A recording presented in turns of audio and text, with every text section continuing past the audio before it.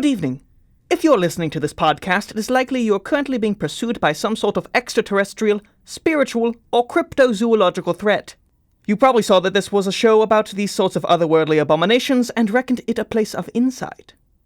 Unfortunately, the following podcast is entirely farcical and will be of little help to anyone. But you're here, so you might as well enjoy the show and pray that it doesn't find you.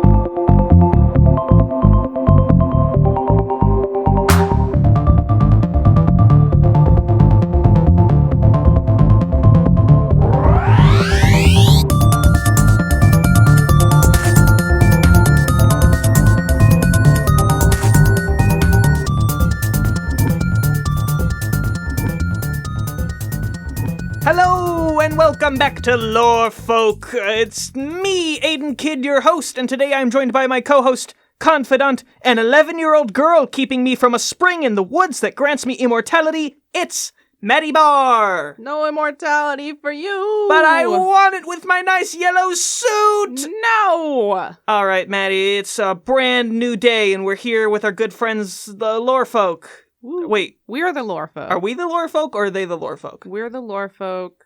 Everyone listening is the Lore Folk. He, she, me, they, Lore Folk. Listen up, Lore Folk. We got a great episode for you today. Guess what we're going to talk about first? We're going to talk about the Gumbaroo. If listeners at home seek to witness this monstrosity for themselves, you can go ahead and Google it, but I wouldn't recommend. Can I click on it, or should I wait yes, for you click to on the link describe of. it? Go ahead and witness it. Here we go. Hope it doesn't break my glasses. Oh! It's a fearsome critter. Oh ho ho. Told in legends by lumberjacks as emerging in the 19th century and early 20th centuries in America. It's basically a really ugly bear with like a crocodile jaw and the eyes of the luck dragon from Neverending Story. It really is. This looks like I don't even know. It's like if Tim Burton designed Pumbaa from Lion King. It's got like a weird beard, and it's just profoundly upsetting. It looks like one of the things from Where the Wild Things Are, but worse, way worse. The Gumbaroo is said to look like a fat bear in shape, but completely hairless, except for the prominent eyebrows and bristly hairs on its chin. Okay, I didn't even get that from the illustration. That's skin? It's like that's skin. That's naked mole rat skin. Oh. The picture we're looking at is not in color, so you can't really tell. Like one of those cats that doesn't have fur, but like fat. But worse. It's like thick. The naked mole rat from Kim Possible. Rufus? Anything shot at the beast simply bounces off. Its weakness was fire, and was the only known way to defeat it.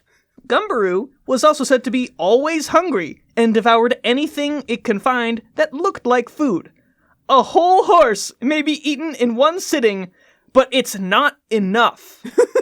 It needs more. Did the Gumbaroo write this? The Gumbaroo must feast. I'm picturing two things. First of all, someone trying to throw like a knife at it and it bounces back and stabs that person. Yes, of course. Hilarious. Love that.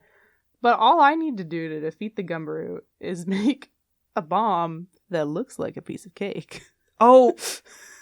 And get it from the inside. Oh, it's just like a Zelda boss at this point. A SpongeBob pie cake. That's a SpongeBob pie cake. A pie bomb, I mean. So that's way to kill it, I suppose. But right. Maddie, that's not what we're here to do. I also kind of want to befriend it.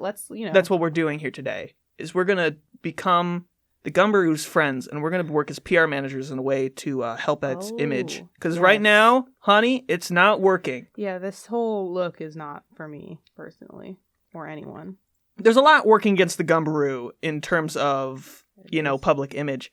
So I was thinking, first off, we gotta shave it. We gotta shave. Right. It's the fact that you have the eyebrows and the beard, but no hair anywhere else. It's disconcerting. Just be naked or be furry. Right. You have to be one. You gotta commit. I can compromise on just having eyebrows. Yeah. Because those are kind of fun and bold. Yeah. But we got all right. Get rid of this hair.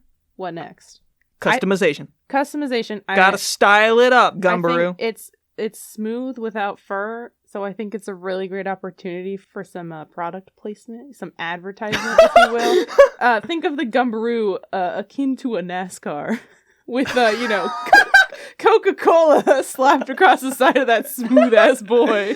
Oh, I can't wait for us to pitch the Gumbaroo to Coca-Cola. And it's like, yes, it did eat a lot of people and horses. Yes, there's a lot of vor artwork for it on the internet. Right. But look, it really screams Coca-Cola. Coca-Cola. The Gumbaroo needs Snickers on the side because you're not yourself. When you're hungry, and then you'll eat people. But if it had only had a bountiful amount of Snickers, that wouldn't have happened. So what we need to do for the Gumbaroo is take him out on a sort of apology tour. Yes. Where, we present him. He's sobered up. He's stopped eating humans so often, and horses, of course. Mm-hmm. And we'll get him on, I don't know, Rachel Maddow, and he'll come out and he'll talk. Yes. Maybe get him on Ellen. Maybe I was gonna say Ellen. I think he'd be really good for Ellen. The people. They could even do one of those games where there's eating involved, so the world will see how restrained he's become. Oh, Ellen. Oh, I couldn't have another Snickers. Oh, no. Let me just. I'm dieting actually right now. And then a guy in a horse costume comes out and he sneaks behind the Gumbaroo, and the audience is all like, oh, and the Gumbaroo can't see it, or at least is pretending to not be able to see it. Right. And it scares him. And you think the Gumbaroo's going to flip and eat the horseman. Right. But he doesn't. He laughs it off because he's having a great time with Ellen. And he'll be there to promote his new book, The Gumbaroo Story, Gumming Up the Works. Gumming Up the Works! And, everyone will laugh. They'll have some polite conversation. He'll show up on, Colbert, who'll kind of grill him a little bit. But in a nothing fun crazy. Way. In your past, you were kind of a mess, but whatever now. Yeah. It'll work out. It'll be nice for the Gumbaroo. We'll have to, get all those brand sponsors. That's going to be difficult. Mm-hmm. But I think this is really going to work out, Gumbaroo. I think we'll do the tour, get the brand sponsors, and then it'll be post-tour, what's the Gumbaroo up to? Where are they now? And it's the Gumbaroo's out and about in the forest, on the way to Target or whatever. But it's a big old, Snickers and Pepsi or whatever on the side. Coca-Cola got, sorry, Coca-Cola. Dunkaroos. Dunkaroos are coming back, and they should be on the side of the Gumbaroo. And they can make one that looks like him, because he's so round. That's perfect for the kids, because not a lot of kids know about the Gumbaroo. He's kind of before their time, the 18th century. So we got to get the kids on board, and I think the hip new way to do that is with the 90s throwback snack, Dunkaroos.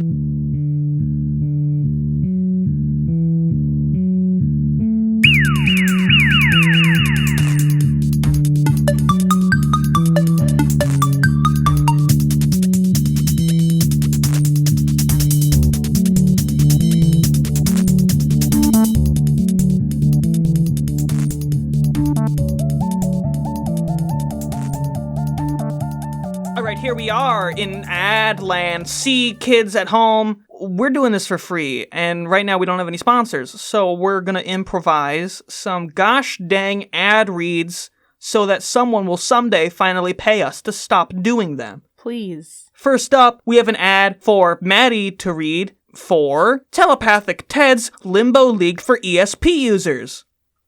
Do you use ESP on a regular basis? Do you like to limbo? How low can you go? We're about to find out at Telepathic Ted's Limbo League for ESP users. Come on down to the Limbo League. It's local, but you can work your way down, because limboing, down through the ranks of the Limbo Championship to regionals and nationals. And are you worried about those regular Limbo tournaments? They say, you can't use your ESP here. Well, not at Telepathic Ted's, because you bust out the E, the S, and the P under the limbo stick, and you do it, and then you get and you limbo, and you're lower than everyone else, and you're shimmying with your ankles. And Telepathic Ted hands you a prize because you won the most limbo. And you know that already because ESP probably. You sound like a cop trying to fit in at Telepathic Ted's Limbo League for I'm not ESP a cop. users. I love ESP and Telepathic Ted and limboing. And I'm not a cop. Probably. And definitely bring weed, because I definitely think it's cool. Yeah. Oh, right. And I definitely am not a cop who will then tackle you for your weed possession. Do your ESP and bring... I heard Heard you were floating a bong over here. Hey, kids, I heard that weed helps with your limboing. So maybe bring on some weed down to the limbo league. Just for fun, and show it to everybody at the door when you come in to brag. And not for any other reason. Yeehaw. I like how your relatable voice was this cowboy man and not like a hello kids, it's me. Cowboys are relatable. That's true. You could trust a cowboy with your weed. And you could trust me! You know what? Of all the people I would trust with weed, it would 100% only consist of cowboys. Yeah. Come on down. Telepathic Ted's Limbo League for ESP users today. And definitely not cops. And there's no cops there. Don't even worry about it. Just cowboys. Aidan, please tell us about the business that enchants woodwind instruments but not brass. Alright, laddies. This is time for you to come on down to my woodwind instrument enchanting station. And you could get all these crazy new enchantments for your goddamn flute. Look at that. When you blow it, it summons a crocodile. What the fuck is that about? And look at this one. If you play this... Clarinet. If you play this clarinet, you'll be able to fly. Isn't that fucking crazy? Can I get my trumpet enchanted? What the fuck are you doing? Get that out of here right now! We do not enchant any brass instruments. That's not what happens here. I'm so upset that I'm losing my goddamn brogue. Killing him. I'm dying. Just the mere presence of brass makes me deathly sick, and it makes me change nationalities. I need you to understand that we do not do that here. It is so disconcerting to me. Please, get out of... Stop holding it closer to me. I need you to get that away from me. Security, get over here. Remove this man from the premises, please. Oh my God. Thank you. But wait. The damage has been done. Oh no. I am no longer the man I was at the beginning of this ad. Get a fucking bassoon in here. Oh, Stat. God. Who am I? He's dying. Without my people. I must leave. I must find myself a new life. Son, come in here. Dad, it's me. I've been so disconcerted, I'm still cowboy. My beautiful son. Yes, Dad. I am leaving the store to you. Me? You are consistent in voice. Oh. For some reason, you are a cowboy, a tiny little cowboy gentleman. I just love and woodwind not instruments. a big funny Scotsman like I used to be. No, I can't. But you are still appropriate. Because I've been turned into like goddamn Adam Sandler in Hotel Transylvania. I was gonna say, Dad, that is what you be sounding like. It's going to be hard for me to find work. But you know, I'll do it. Perhaps I will go and kill Adam Sandler and take his place in Hotel Transylvania franchise. I believe in you, Dad. You can do it. I could go and like mob Taika Waititi and take his place in all future What We Do in the Shadow franchise. I don't think you should do that on account of Taika being a pretty cool dude, but you have at Adam. That is a good point. I like his movies. Mm-hmm. I will just get Adam Sandler. Yeah, we don't need no more. I don't need total monopoly on the vampire market. I can go and just get Sandler. You could share that. That's a good old fashioned thing to. So be strong, son. Be strong for your old man. Okay, Dad. And I hope you find success. And don't you ever let that goddamn brass instrument in here again! I swear to God! Okay, Dad, I won't. On my honor, no more brass. So come on down to the business that enchants woodwind instruments, but not brass, today to get your woodwind instruments enchanted. Now under new management. And if you're Adam Sandler, fucking watch out. Lorefolk is a part of the Podcast Network, PNN. We're a network of shows in Chicago. That means we work together to cross-promote shows, projects, memes, and other fun things. If you want to help support us, tell your friends about us and listen to our shows. Also, keep an eye out for our ad slots. We plan to start selling ads soon, and you can buy one to tell the world about all the cool and hip things you're working on. Or you can frivolously spend your money and have us say whatever your heart desires. Yes, that's right. For the small price of $6, we will say whatever you want, to a point. Don't be weird. But do support the Podcast Network today.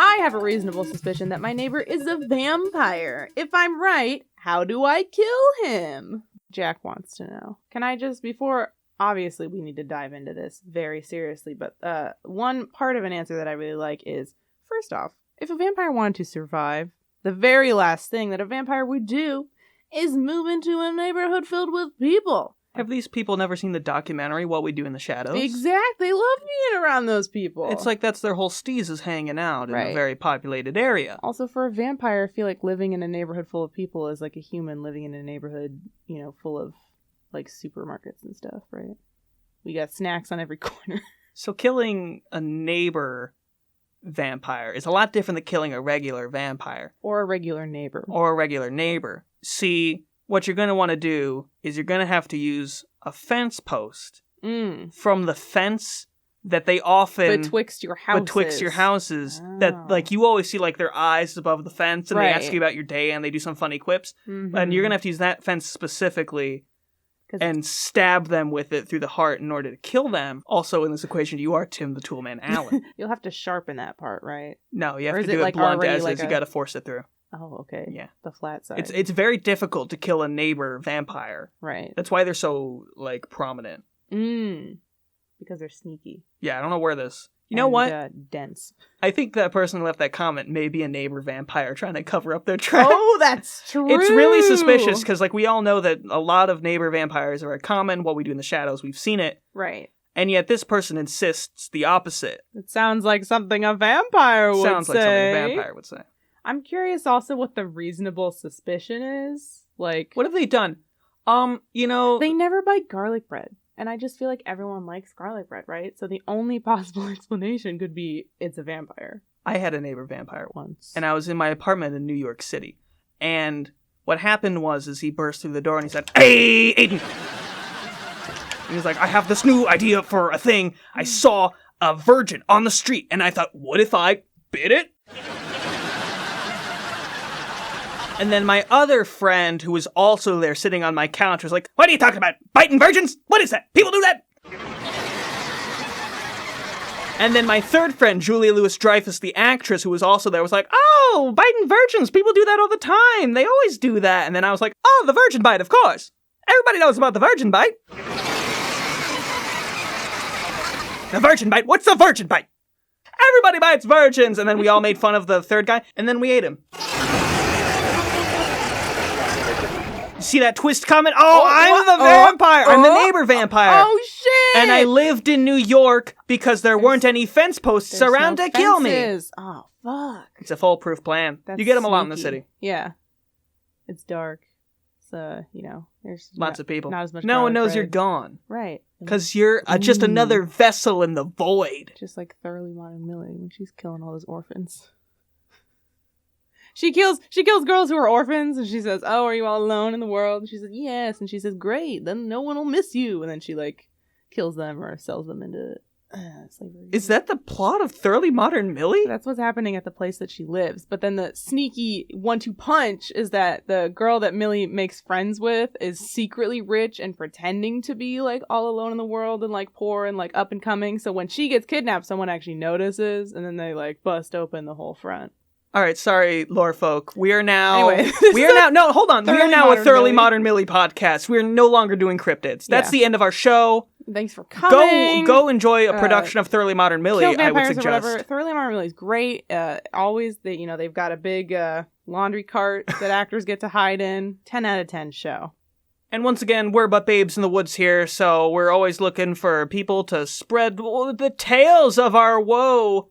so that others may join us here in the Hell Void from which we record in. That's the lore here. That's where we are. Yep. Tell your friends about the show. We're hiding from the Time Wizards. Yes. We're building a narrative now. Tell your friends about the show so they'll listen to this episode, and then I can start Thoroughly Modern fan club. Yeah.